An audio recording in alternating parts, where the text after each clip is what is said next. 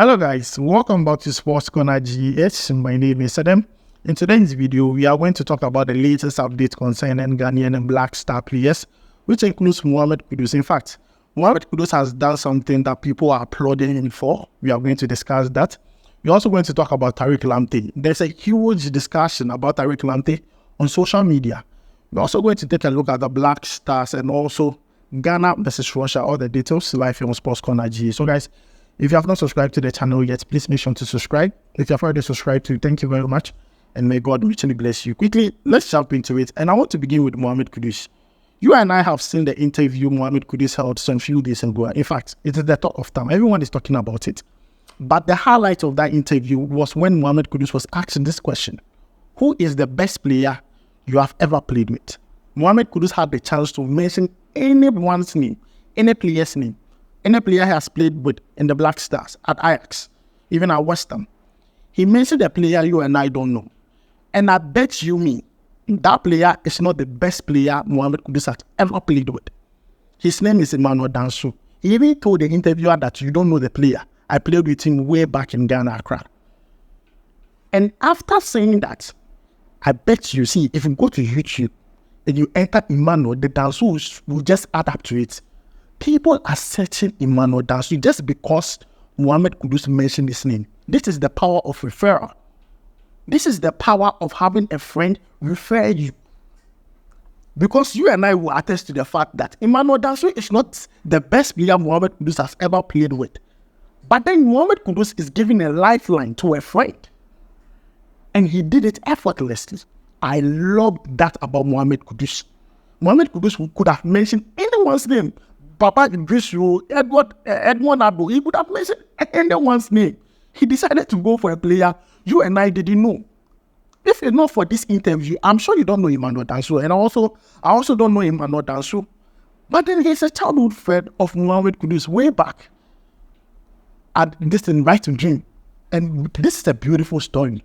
This is so beautiful that a friend you play with way back, no one knows about. All of a sudden, Mohammed Kudus realized or recognized the platform on which he's, holding that interview and decided to give a shout out to his friend.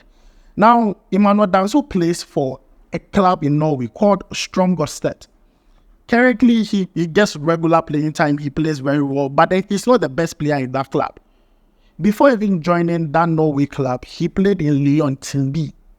Things didn't really go well, and then he left as a free agent to the Norway club. Now, this player, because Mohammed Kudus mentioned his name, scouts are searching for this player. People are watching his highlights just because Mohammed Kudus mentioned his name. And one thing I'm taking away from that interview, he said a lot of things in that interview, but then you and I know, if you go to social media right now, the highlight of that interview was when he mentioned Emmanuel Danso, because we all don't know who Emmanuel Danso is, and people started looking for him, like his name and everything. Now, the moral of that interview, or the moral of what I'm saying is that have a good friend. Have a good friend. Have a loyal friend. Have a friend who pull you along when he's going up there. Mohammed Kudus is up there, and he's pulling along Emmanuel Danso. Childhood friends. Have a good friend. It's very important. Now, let's move away from that and talk about the Black Stars. The Black Stars, the drum they used at the World Cup 2022, before the game they played against South Korea, where Ghana won by 3-2, has been included in FIFA's museum's collection, which is good news. Everyone is happy about it. In fact, I think about 2 years ago, Asamoah's jersey he wore against Uruguay, was also enshrined, which we were all happy about. But then, Ghanaians, you always know Ghanaians will also have an opinion about the matter. People are saying that if you don't perform well, it is your Jama that people will be praising. If you don't perform well, Jama never come once, and because Jama is our specialty. It's a ritual that we are good at. But then I'm happy the Black Stars has been recognized for this, because this is so unique when it comes to anytime they are going to play a match, that uniqueness that we carry into the stadium, that game, the Jama. Jama is always lively, and I mean, for FIFA to recognize that whole thing with the drum and everything, I mean, it's fantastic. And to me, I think this is good news. This is one of the good news the Black Stars can take away from that whole World Cup, because that World Cup was a shambles. Apart from Mohammed Kudus and the drum, that whole thing was a shambles in 2022. Just to say. But guys, that is the latest update concerning the Black Stars. Let's talk about Tariq Lamptey. Tariq Lamptey is injured again. Now, Brighton and Hove Albion played a game against Arsenal. In that game, Tariq Lamptey caused the penalty. And then Gabriel Jesus, the whole issue, yes. But before he caused the penalty, he picked up a knock in that game. And I was scared he wasn't going to be able to play the game. But that game, he played the full 90 minutes. Only for us to wait for the next game Brighton and Hove Albion were going to play. And then the coach said that Tariq Lamptey picked up a knock and he wasn't going to be available. Now, if you go through Tariq Lamptey's injury history, I mean, this player really gets injured a lot. And I always say this, see, your best ability is your availability. If you're not available, nobody knows what you can do. It is so worrying that one of the best players you have seen in the Black Stars and also for Brighton and Hove Albion is always getting injured. Now, that aside, players always get injured. We hope that he recovers very quickly. That aside, what is the Black Star coaches doing? Are we scouting for a possible replacement? Let me not say new, but then a possible replacement for Tariq Lamptey. Because anytime Tariq Lamptey picks up an injury and does not end a call up to the Black Stars, we usually call up Kingsley Schnoder. I hope that I got the name right. Kingsley Schnoder. Now you and I know this player. Every single time he has played with the Black Stars, currently he plays for Samsunspor in the Turkish league. I mean, currently 1 goal, 1 assist. It's not impressive, in my own opinion. Sometimes he doesn't even get some to play. But then, if Tariq Lamptey is injured, are we still going to call that player? Or, I mean, come on.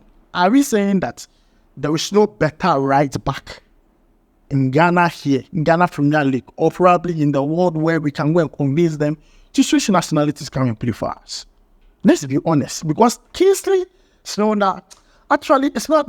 Looking at the fact that they are going to play World Cup qualifiers in June, it is you away from home. That right back, I feel like we need someone who can combine both offensive and defensive play, because our goal scoring problem is very huge.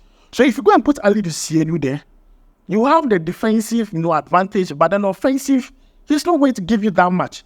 If you go and put Grandpa there, yes, Dennis Odoi, Grandpa, if you go and put him there, it is not going too far, because then if he meets up with a player who is young, energetic, and pacey, I mean, we are going to be at a disadvantage. I mean, we saw it at the AFCON. They used him as our weak point. So we need someone who is going to play that right back very well. And I hope the assistant coaches, GFA, scout right backs, proper right backs for the Black Stars. Like, Kingsley Schnoder, I mean, it's not going to help. And this is just based on my own opinion. If there's another right back somewhere else who can play for the Black Stars, so let me know down below in the comments, because Kingsley Schnoder, it will help. It will not help at all. Now, let's move away from that and talk about Ghana versus Russia. And I mentioned that I know most of you will be wondering what it's all about. The Ghana under-16 national team, the Black Starlets, they will be part of UFA's under-16 4-nation tournaments that will be hosted in Russia. So the Ghana team, Russia, there's Serbia, we are going to play a 4-nation tournament. And this tournament will be hosted between the periods of 23rd to 29th of April. Yes, probably next week. So the Black Starlets are going to play a 4-nation tournament. It's a UEFA Youth Development game, a 4-nation tournament for the under-16s. Now, this game is to help the under-16s prepare for the WAFA Zone B under-17 tournament, which will be hosted here in Accra. The WAFA Zone B under-17 tournament, which will be hosted here in Accra on the 15th of May. So the UEFA game against Russia, against Serbia, is just to prepare them for the WAFA Zone B under-17 tournament, which will be hosted here in Accra. So guys, these are the details. I hope you can see some of the pictures here. Take note of it. We'll make sure to talk about it. And if there are highlights we can bring you, we'll make sure to bring you that live on Sports Corner GG. But thank you for joining me live here.